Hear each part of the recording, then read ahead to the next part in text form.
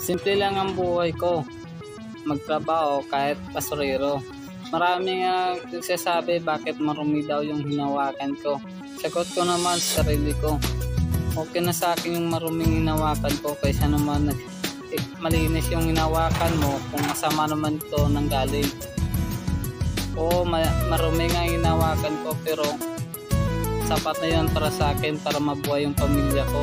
Anahin ko naman yung linis mo, malaking pera na yan kung kasalanan ng hinatnan.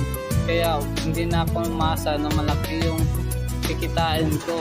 Kung ito sa huli, sarili mo lang din naman ang mananagot.